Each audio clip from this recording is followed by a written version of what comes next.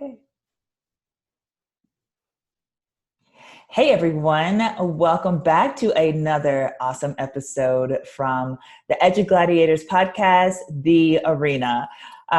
Each week we try to come to you with some amazing guests who are doing awesome things in the field of education, gladiating for our kids, gladiating for our profession.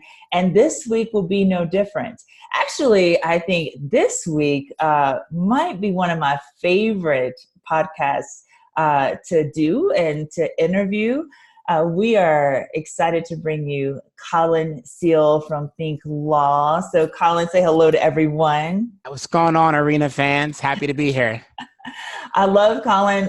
Well, first of all, his name is the same as my youngest son. So I love Colin. I love that name.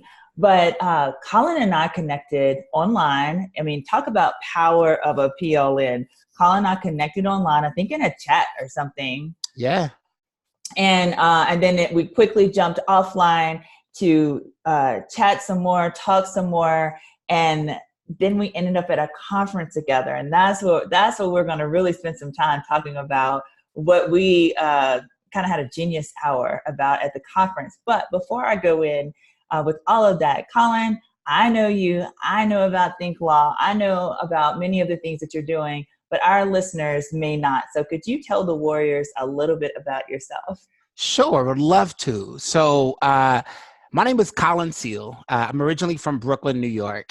And I always start with where I'm from because I feel like it's such a big part of why I do what I do. And one of the things that really stand out a lot about the way I came up and growing up in a struggle and growing up with family where both my parents were from immigrant households, and my father was caught up in a system, and we never really had a lot of money, was that we really had so much more. We had so much wealth, so much value. And a lot of what I'm going to talk about today in this podcast, Marlena, is going to talk about why so much of my life story comes down to because, not despite.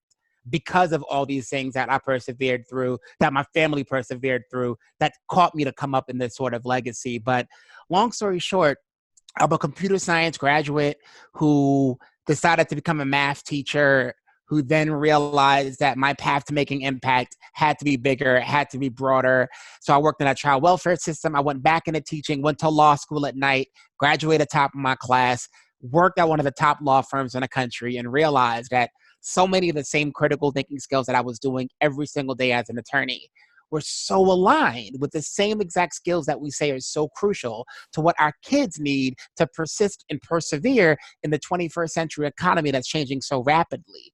Yet, it seemed that as important as critical thinking is, we're still treating it so much like a luxury good in education. We're still reserving it for the cream of the crop at the most elite schools, for the most elite kids. So I started Think Law to change that. This is our fifth year. It's always kind of crazy to think back, but it's our fifth year of running Think Law, and we're now working with schools in 21 different states. And our whole idea is we want to create the tangible frameworks that teachers and schools need so that critical thinking is no longer a luxury good. So we do it through our curriculum that's aligned based off of real life legal cases in upper grades and fairy tales and nursery rhymes in lower grades. We do a lot of dynamic work around professional development, where we travel all over the country to really give teachers those practical tools to make that shift from asking what and how to asking why and what if.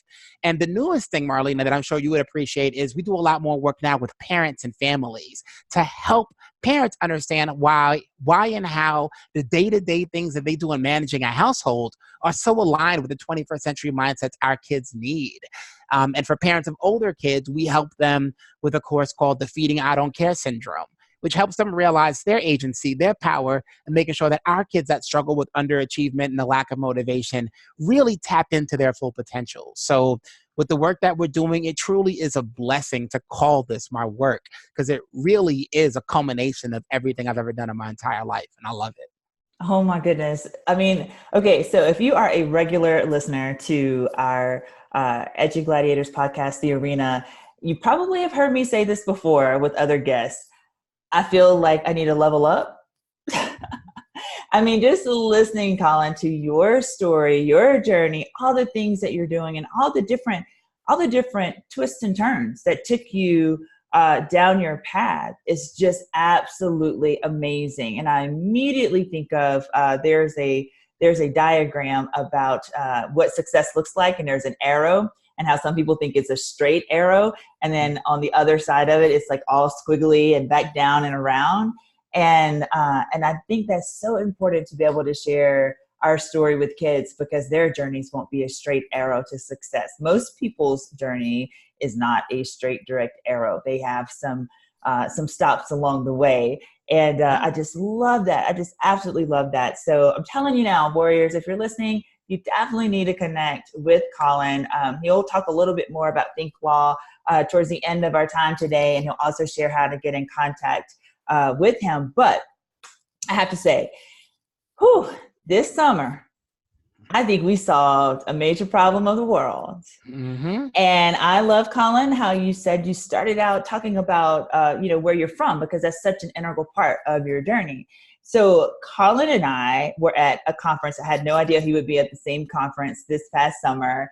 We were there. Of course, we're going to connect. And we had a genius hour of all genius hours. Colin, just talk a little bit about, like, how did our conversation start about this whole excellence thing being a lifestyle?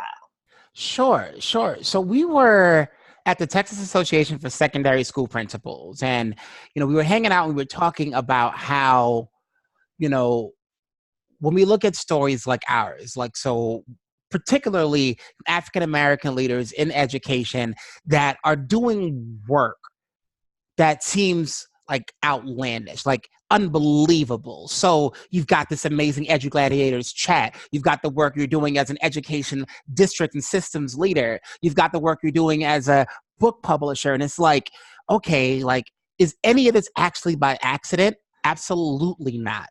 Absolutely not. There's this whole sort of lifestyle that it takes to be excellent. Like, I didn't wake up one day and say, I want to be a Forbes contributor. Becoming a Forbes contributor came from a real diligent, persistent strategy around increasing my ability to be an influencer, and really thinking about, like, how do I earn my spot at this table as somebody that really cares and has a lot of innovative ideas and needs to not just have a seat at the table, but rearrange the whole seating arrangement at the same exact table. And when you think about this as a lifestyle of excellence, again, it doesn't happen by accident. So a lot of our conversation then, and I would love to flesh this out a little bit more today, is like, how do you get to this point? And how do we make sure that this lifestyle of excellence isn't just something that we're sitting with as professionals as part of our expanding PLN, but something that students can start to resonate with and start to realize that as early as kindergarten, they can start setting themselves up with these same exact skills and habits and mindsets to build out this lifestyle around excellence. Oh, absolutely. And I think, to dive deep into how did we get here? Like, how did I get to where I am? How did you get to where you are? I think you summed it up perfectly. You started from where you're from. And so for our listeners here, as Colin and I were talking at this conference, and we were just, I'm impressed by him. He's impressed by me. We're just talking about, like, how this happened. It took me a second to really, to be able to verbalize it, honestly. Because it's so ingrained in me, and that's where the lifestyle part comes out, and I'll talk about that in a second. But it really starts from where I'm from, and being from Louisiana, being from the South, being raised by parents that had this, not just this idea, but that raised us in this lifestyle that being mediocre was just not an option. Having grandparents, both of my grandparents on both sides, not able to have an education. Mm-hmm. One grandparent, the highest grade that they went to was 8th grade. They weren't allowed because of the times, because of the era. They just weren't allowed, especially in deep southern Louisiana. And so they made sure that when they had their kids, that they created this lifestyle, this expectation that became a lifestyle of, this is who you are. This is how you're going to be. And so I've had the honor of being raised in that mindset where not succeeding is not an option. And so Colin and I talked about this, and we really broke that down. Like, what did that mean to be raised in such a way? and how it brought us here. And I think number one is that we know that a growth mindset is key to student success, a teacher having the growth mindset. And I'll even stretch that out to the administrator, because I'm a huge believer that, it trickles down from the top.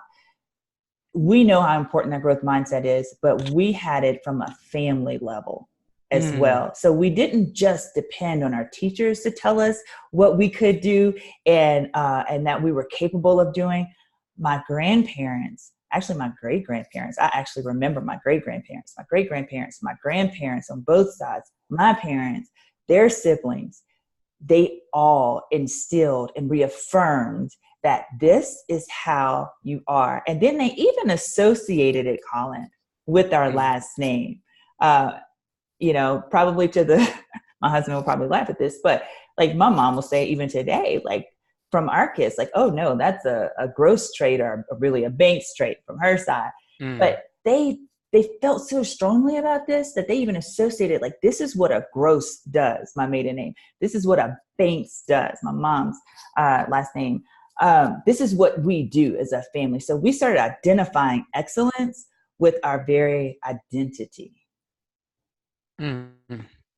So that resonates with me, not because I've lived it, because the truth is a lot of my messages have been far less explicit. They've been much more implicit.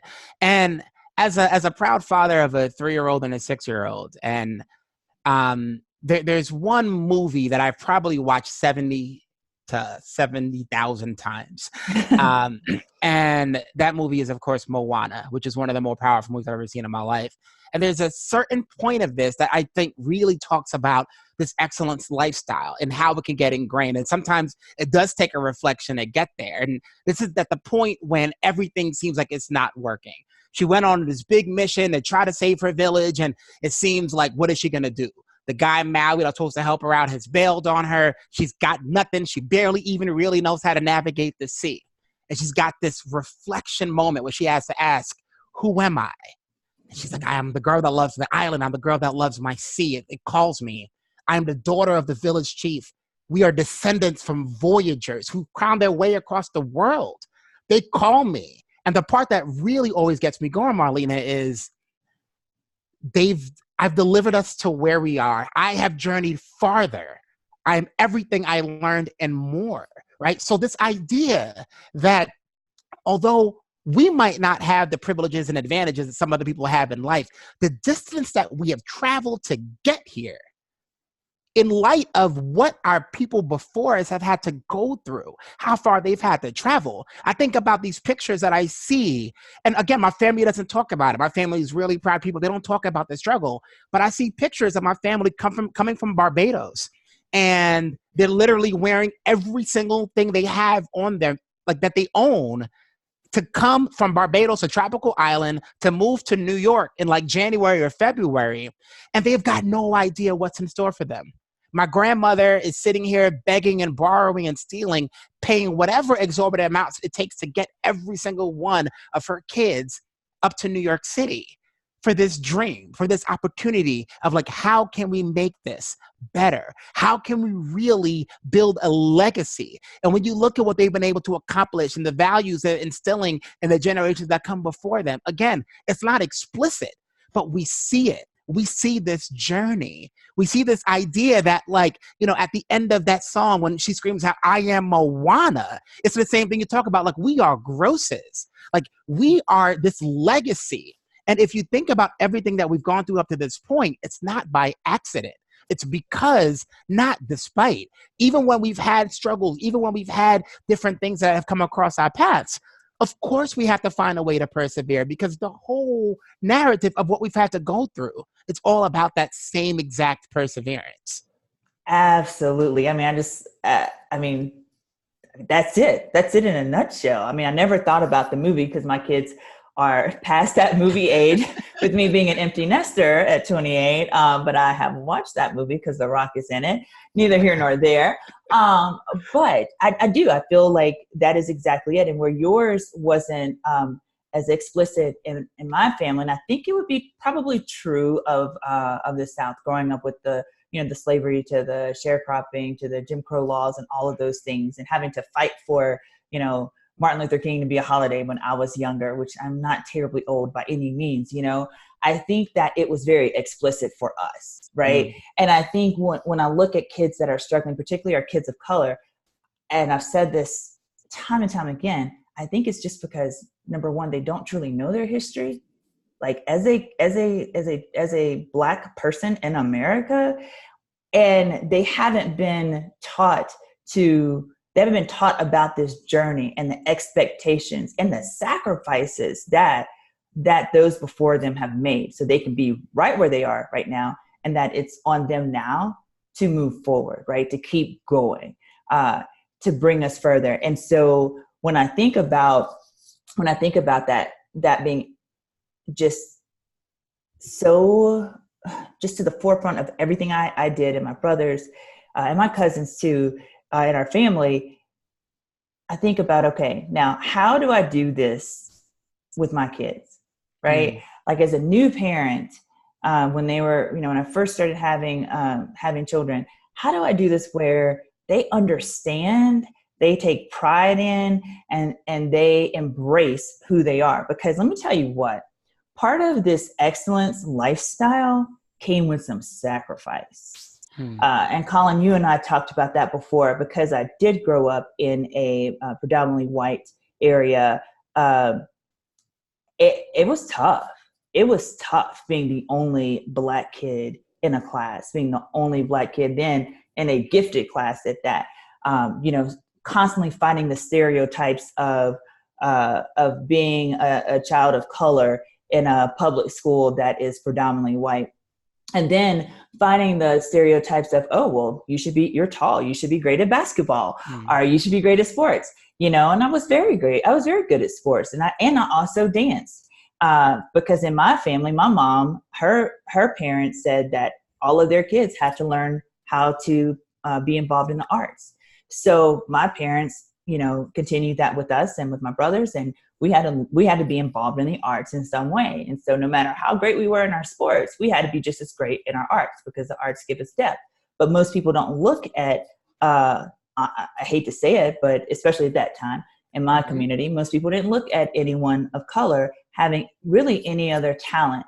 Or if you were smart, it was a fluke instead of the norm, right? And so it comes with sacrifice to be excellent, because that took me having a very thick skin and really knowing and embracing who I am, and being okay with it.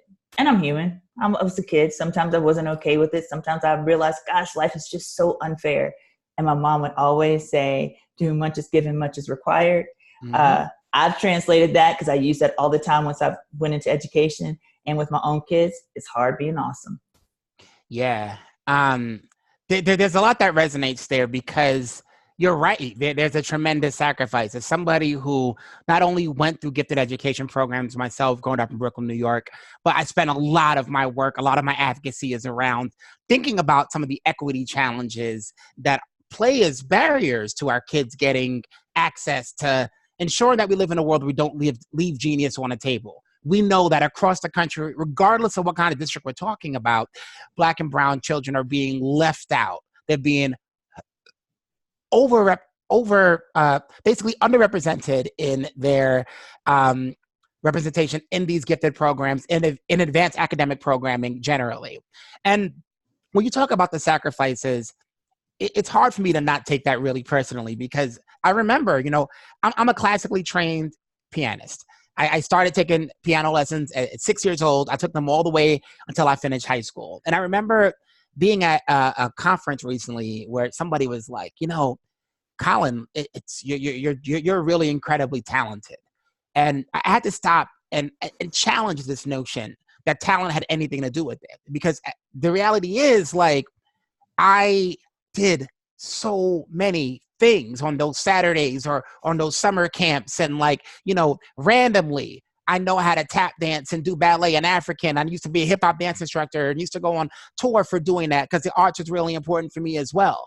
I remember when I was in high school, I played Puck in the Midsummer Night's Dream, and I remember I showed up to campus on the first day of school because it was the fall play, and I was off book. I memorized all my lines, and like, wow, Colin, you're so talented. I'm like, no, I practiced all summer.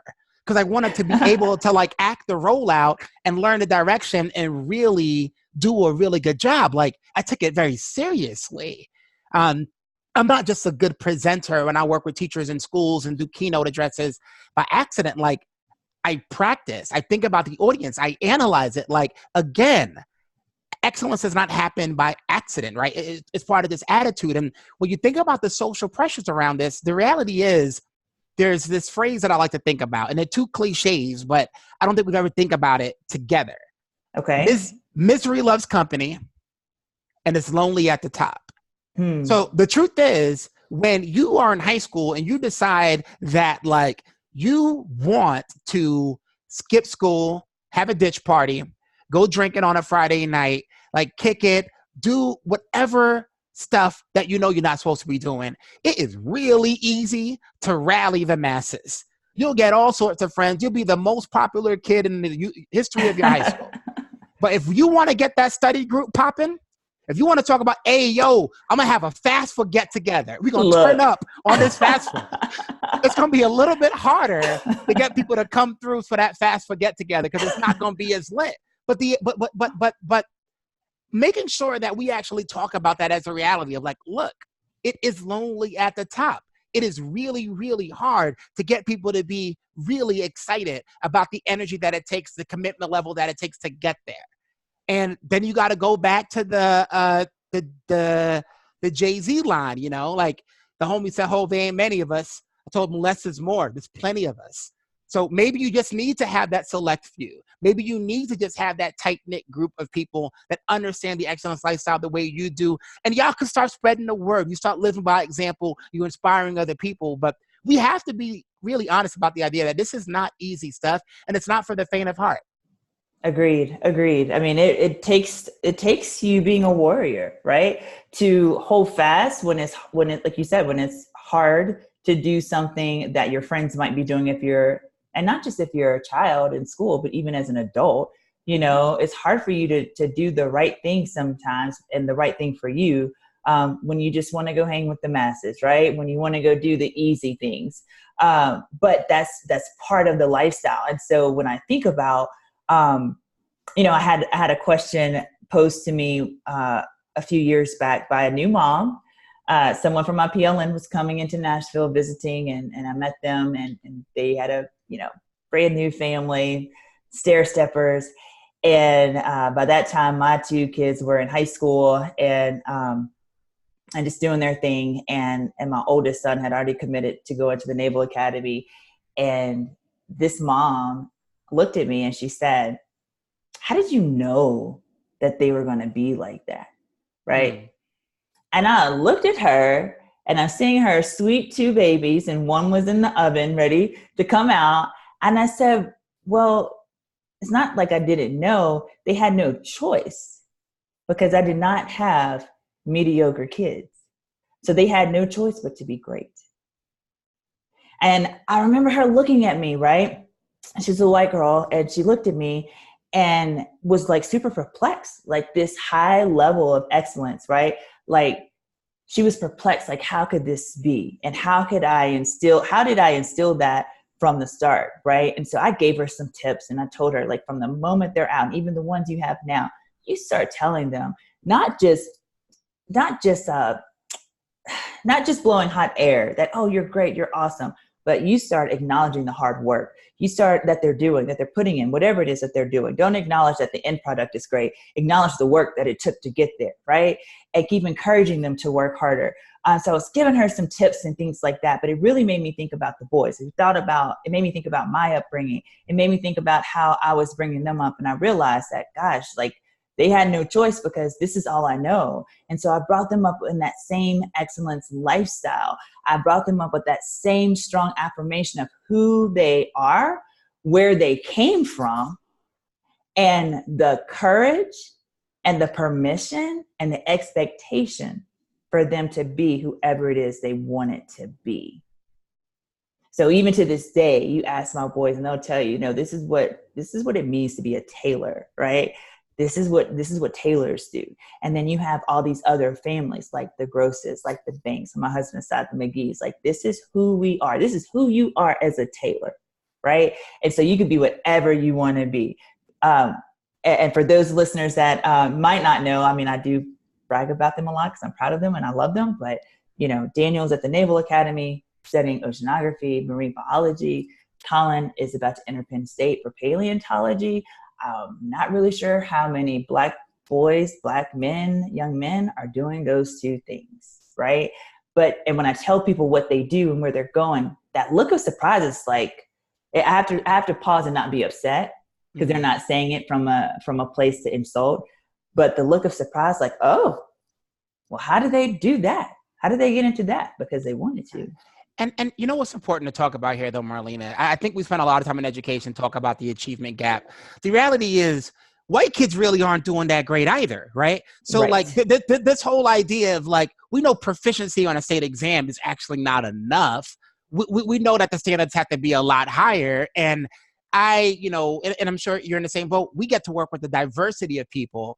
And it's so interesting to me that, especially since our work is education, how many education people with their own families, with their own children are kind of like scratching their heads of like, how have I dedicated all of my life and resources and energy to other people's kids? And somehow my own children have not got the memo. Somehow my kid is on a couch at 32 and I'm like, what's gone missing here? Why haven't they kind of figured this out? And what I've realized is whether you have children or not, there needs to be messages in education that are also along these lines of what is an excellent lifestyle all about?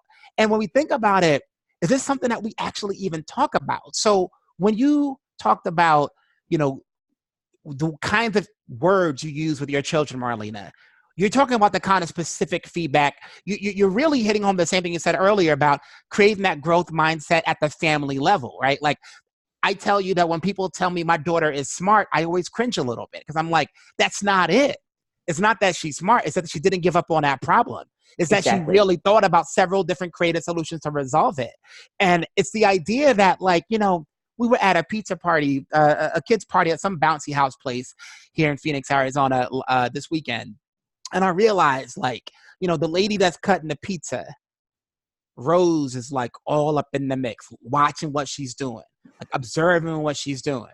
Like every time, like Rose is at a party, she always finds some miraculous way to sit right next to the person whose birthday it is, who's blowing out the candles, and she wants to get this first slice of cake. And I look at her, I'm like, you're really strategic. You're always thinking one step ahead.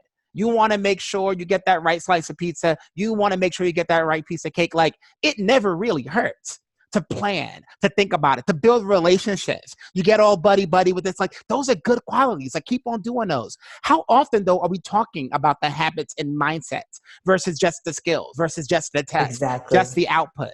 So as educators, I think that's our call to action. That's our charge. That's how we gladiate for this excellence mindset in our classrooms. This is how we make sure that it doesn't become by accident that kids are graduating and they're getting into the schools of their choices to study what they want to study and do what they want to do. It's been ordained. It's been something that they put in the work for from the time they were in early elementary school. But we set them up with that right mindset for it. And that's really what this all comes down to.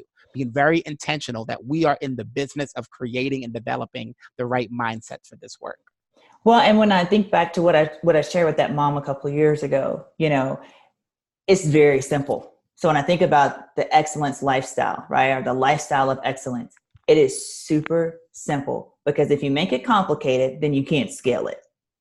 Number one, you can't scale it if it's complicated. It's truly simple. So for me, and I'd love to hear your thoughts, Colin, I break down the excellence lifestyle into three main pieces. Number one, self-talk. Your self-talk. So having a growth mindset from your family or from your teachers, yes, you need that. You need those words of affirmation and encouragement, but it still comes down to you. What do you say to yourself when you are presented with a challenge, especially if that challenge seems just insurmountable? What is that self-talk you give yourself every day, right? To help you get through your day, to help you get through that practice, whether it's a sports practice, whether it's an arts practice, whether it's classroom practice, it's schoolwork, homework. What is your self-talk? So your self-talk, I think, is a direct can be a direct reflection of the growth mindset of the people around you. But what is your self-talk? I think that's number one. Number two, you have to practice. You have to prepare. You can, everyone that I've mentored, whether it's adults, no matter their color, kids, if they're struggling, it all comes down to how prepared were you, right? What are your steps to prepare? Because we are all better when we go into preparation. Now, our preparation looks different because we're all different people, right? We think, process differently, but you still have to prepare in whatever way that works for you, whatever that is. And if you're not being successful, I think a lot of it is because you haven't found your rhythm of preparation yet, right? Maybe you do need to adopt or learn some new things so your preparation is tight.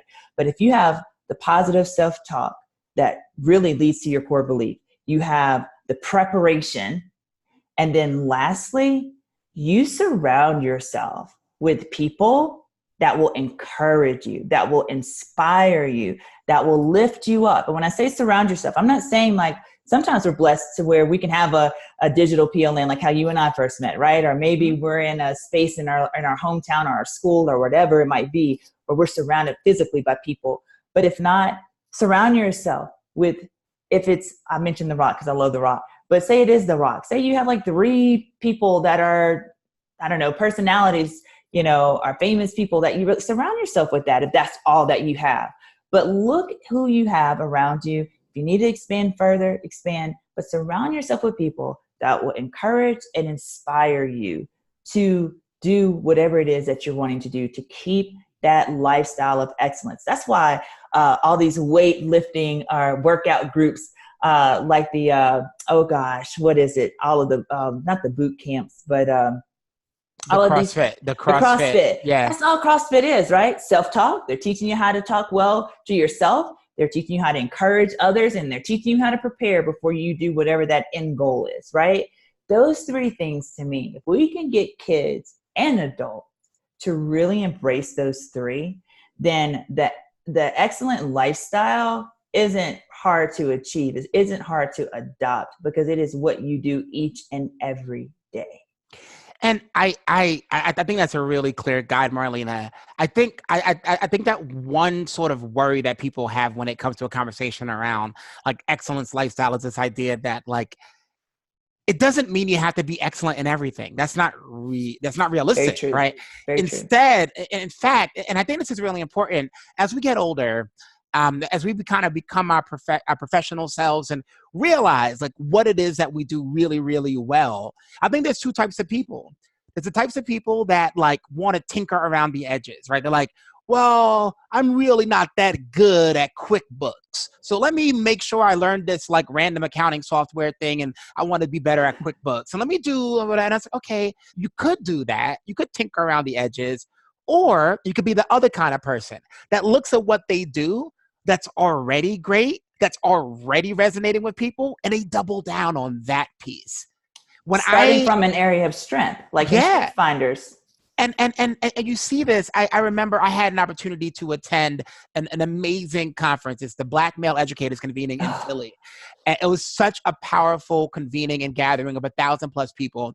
And one of the founders went to Syracuse University with me, also to Teach for America.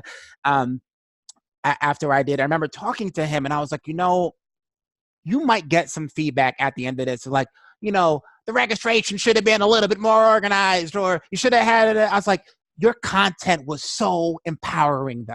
Your content was so over the top. Like I went to 40 education conferences last year and it wasn't even close. The Black Male Educators convening was through the roof. Double down on that. Forget everything. Because nobody comes here because it's going to be super duper organized or whatever. They come here because of that energy and that spirit and that feeling. And I think that when we talk about an excellence lifestyle, it kind of forces us to step back and be like, where are you excellent, or do you have the most potential to be excellent? And as part of that self-talk, but also that self-awareness to be like, I'm not going to be all things to all people, but the thing that I know that I do really well, the thing that I'm probably put on this earth here to do, I need to do it because there's a good chance that if I don't actually do that one thing, it might not actually get done. So that's why I'm here. That's the purpose behind it. And that's what I need to double down on. That's your number one then. Identify your area of excellence, or areas for some, but identify your areas of excellence and move to acceptance, right? So, because I think we accept the things that we really should be doing and we're not doing well, we accept being mediocre, right? So it's identifying it, it's owning it. This is what I'm really, really good at, like you said, and accepting the fact that you're not going to be good at everything. You're not going to be everything to all people. And there's another piece you talked about, and it's somewhat related to like misery loves company, but it's lonely at the top. This idea around like the people that you surround yourself with. I remember when I was in my freshman year in college, Billy Joel and Elton John were doing a concert at the Carrier Dome. It was a really big deal in Syracuse. And I had played a lot of piano locally at different bars and all that. And I had a jazz teacher at the time, and he was getting profiled, and he wanted somebody that could talk about the student kind of performance experience. So they did a profile of me, not in the Syracuse University paper, but in the City of Syracuse paper, the Post Standard. And I remember I was so excited when this profile came out in the weekend paper. I went and got like 7 of these editions. So I'm walking with these things. I'm all excited. And I saw 2 of my friends that were on their way to the mall. I'm like, Colin, what are you doing with all these papers? And I guess it did look sort of weird. And I was like, oh, yeah, let me show you. And I showed them, hey, they're doing this profile because Billy John, Elton John are doing his concert. Like, you know, and they looked at the paper. They looked at me and he said, so you want a cookie? And I remember feeling so deflated. So like, oh, well, I mean, I thought it was cool, but I guess it's not really a big deal. And I remember I bought all these to like send to my mom and send to my aunts and uncles, but I just kind of threw them in a corner in my dorm and forgot about it. Later that year, I was packing up to like get on the Greyhound bus and go back home for the summer. And my boy, who ended up being one of my best friends, was in my wedding. My boy AJ comes in my room. He's like, what are those papers? Why do you have? I was like, it's nothing. And he starts looking at it and he starts thumbing through and he's like, yo, is that you? Oh my God, that's hot. Oh my God. And it was like this genuine excitement for me to win. And I thought about that and I was like, you know it's lonely at the top. I know that this excellent lifestyle can really lead to that feeling of isolation.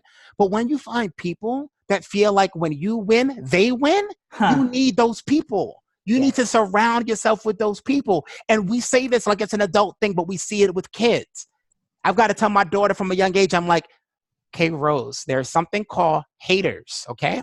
And like, you're out here, you're doing this, you're getting put into these advanced classes, you're doing these opportunities. Like, not everybody is going to be a fan of that. You need to really make sure you align yourself with the people that are okay with you being exactly who you are. You don't have to compromise for them. You don't have to dumb it down for them. Like, let somebody rock with you that is truly going to be along for your journey, there in that corner, and push you even harder. That's what you need. And on top of that too, and this might be the Southern part of me too, but I agree with everything you just said. So, but the other part is you also, I feel in most cases, have to equip your kids with how to respond when people are hating on them. Now in the South, we call it playing the dozens.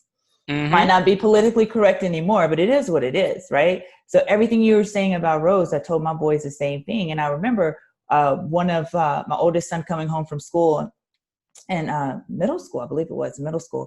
And someone was kind of giving him a hard time for being excellent, right? And I remember my husband saying, okay, Hayden, I'm going to teach you what to say. I'm going to teach you how to play the dozens. I should have taught you this a long time ago, right? And here's what you say, not to cut down the kid that was hating on him, but just to make sure, put him in his place that this is who I am and I know how to respond to you and you're not going to try to embarrass me to accept your limitations. Yeah. Right?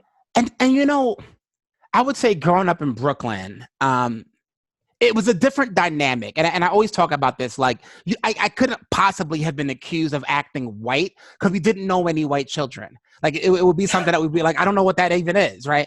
So I would honestly say that I never really felt a lot of, aside from the fact that it wasn't really cool. Like I knew I wasn't one of the cool kids.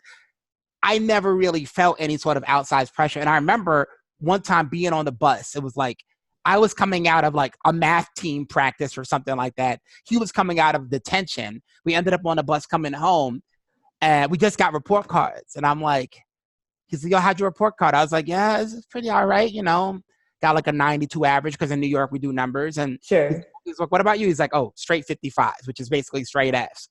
But he's like, nah, but do your thing, man. You're smart. You got to keep on doing your thing. And I was like, I wonder if the people and the powers that be understand that this is how these conversations often go. Like, Yeah. he doesn't want to see me not succeed. He doesn't want to tear me down. He's happy for me from doing me. And the thing is, there's probably a lot of untapped genius that was going on with him, because he didn't have the same teachers that I had. He didn't have the same classroom environments where he got challenged the way that I did. And it's kind of the way inequity plays itself out. But, it was just a very different dynamic in a school that's almost 100% African-American, to be a little bit more secure in exercising your brilliance and reaching your full potential. I love that. I love that story. I mean, even to this day, I remember when the boys got to high school, because I cook, because I'm from Louisiana. So I don't know what I was thinking cooking for the whole football team at my house, but making beignets. But I always still put the boys' report card on the fridge because I'm proud of it, right? And if they made a grade or had a slip up here or there, and they're like, Mom, don't put it on the fridge. No, I'm going to put it on the fridge. I'm so proud of you. But you need to see this every day you go in the fridge, right? To self-talk, right? To do what you need to do so you can get better, because it's still going to be on there because you're my kid and I'm proud of you and I love you no matter what, right? And I remember their grades were, grades had just come out, the semester grades. I had their, from the end of the year, this was summer, making beignets. All the boys were going, through the line in my kitchen. And I remember the first kids at the line were like, and it was a mixed group, black and white kids. But I remember some of the black kids were like, oh my God, Miss Marlena, you got their grades on the fridge. And I'm like, well, yes. And then I remember them saying like, ooh, dang, Hayden, Colin, like y'all smart. Like y'all got like A's. Great opportunity to say, well, you don't? Why not? There's no difference between you and my boys other than the lifestyle, right? The mindset, the self-talk, the practice, the preparation. They practice as much for their schoolwork as they do on the football field, right? And in their arts. So it created this whole conversation. And I even got texts from moms that, you put your boys' grades on the fridge and they're in high school? Yeah, absolutely. Hell yeah, I do. Right. Because I'm proud of that. Right. And it created great conversations with their kids, with their friends, and kind of like what you experienced for the black kids. It was not any kind of negativity or anything. It was like, wow, that's like great. And like, I need to do better. Right. And my chance to encourage them as a black person. But then also the white kids that were going through, they're like, well, yeah, like this is awesome. Or some saying, yeah, my grades don't look that great either. So it went from being about a race thing, period. Not that it ever started that way, but it was more of a whole team thing. Right. And then I started, because I can't have the background, to say, okay, so if y'all want beignets next summer, you have to do your summer reading. And I read all the books because I was an English teacher. Right. And if you don't know the answers to your books, because don't try to read the Cliff Notes, I probably taught the book, then you're going to get behind the lineman to eat your beignets, which means you're not going to have any left. Right. So then we started creating this whole culture, like of even grades. And I mean, there's so many examples I could tell you of their teammates who like really in their class really responded and did even better than they ever thought that they could, because no one ever told them they could. And no one was even giving that example. Now I went through their tummies because they're boys, but whatever it takes as educators, we got to find what motivates these kids. Where are their levels of excellence? And like you said, start there and let's go. And that idea that like deep down inside, I think everyone, I remember my PS208, my elementary school, our little phrase we had to get on our little pencils was striving for excellence. So it kind of got tattooed in your brain. And I actually believe that everyone actually somehow believes in this idea that you should strive for excellence. And I remember a lot of this plays out in expectations that teachers have. I remember one time I saw a kid walking around the school because he did this project, and if he wanted to show off his project to everybody because the teachers were so proud of him. And I looked at it and I'm like, so you took this poster board, you wrote on pencil, you've got all sorts of spelling errors on here. Why are you proud of this? You could do better than this. I need you to understand that this is actually trash. And what you are capable of is so much better than that. And he was like, he threw it down. He started again. He started rocking it out. And I was like, yeah, this is what I'm talking about. This is what should be up on the board. And let's be real, Marlena, you go to schools, I go to schools. There are sometimes things on that wall that have no business being on anybody's wall, right? Except for this is good enough for this kid. But I think if we are actually legit about that standard of excellence, I remember when I had, I taught like half the basketball team, and these were juniors and seniors, and there was a kid that couldn't play because his project got an F in social studies, and he was going on, and the kids were like, it's unfair, and I was like, do me a favor, why don't you go to your locker, bring the project in here so we can all look at it. And his team went in on him. He's like, how could you disrespect the team with that? How could you turn that in? Knowing all that's at stake. Like, how could you turn that in? Like, they felt so and then he, for once, instead of blaming on somebody else, he's like, you're right. Like, I let y'all down.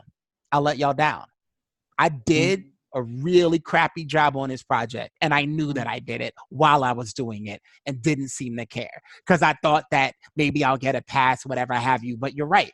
This was inconsistent with this idea that I should do the best that I can at any given time because it matters. Like, so yeah, I'm completely with it. And I hope that like the takeaway here between the mindset conversations, the self-talk conversations, and even what it means when we think about how we guide our students and our children socially around these interactions really helps them to understand that like this is a thing that can be done.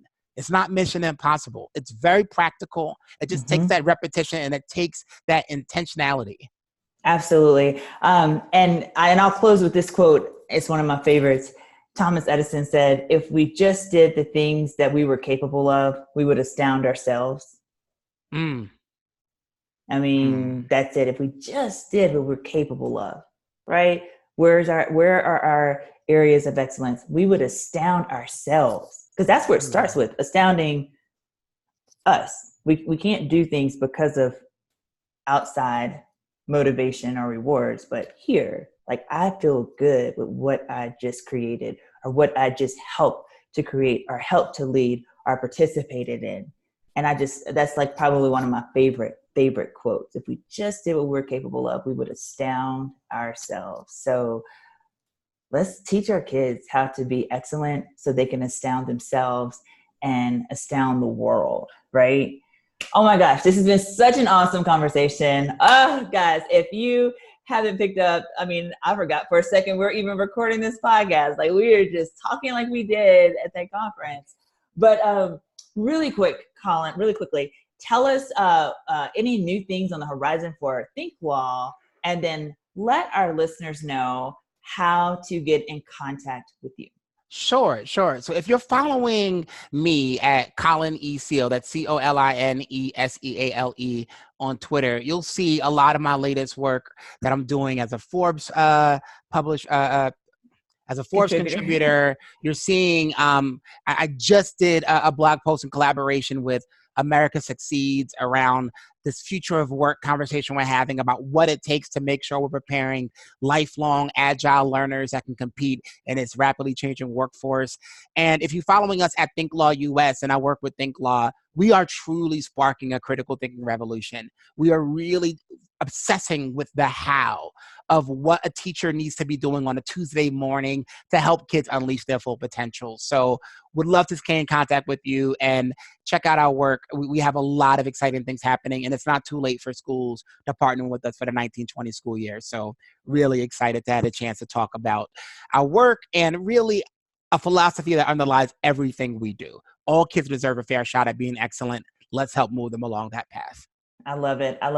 And so for those of you that are either watching this on our EduGladiators YouTube channel, or if you're listening to the podcast on any of your podcast platforms, Apple, Stitch, Spotify, Google Play, whatever it might be, we will include Colin's contact information as well in the notes, in the description section there. So you can be sure to connect with this amazing human being. Colin, thank you so much. This was a conversation that just really touched my heart this past summer. And once again, right now, as we're sharing, and I just absolutely am so honored to call you friend. Thank you so much. I appreciate the opportunity. All right, listeners. So if you want to, again, connect with Colin, check out the show notes. It'll be there for you. And you can connect with EduGladiators each and every week on our chat, Saturday mornings from 8 o'clock a.m. Central Standard Time, 9 o'clock a.m. Eastern Standard Time. 30 minutes, 4 questions that will get you fired up, right? Fired up to head into the arena for your kids, for our profession. You also can connect with us on our Facebook page and even in our Facebook community, where we have some really cool webinars that are happening among many other resources that we'll continue to add to. And you will be surrounded by an incredible group of educators that really want to see kids succeed. So we hope to see you in the arena on Twitter or on our Facebook page or group. And Colin, again, thank you for this awesome sharing. And we will see you in our next podcast.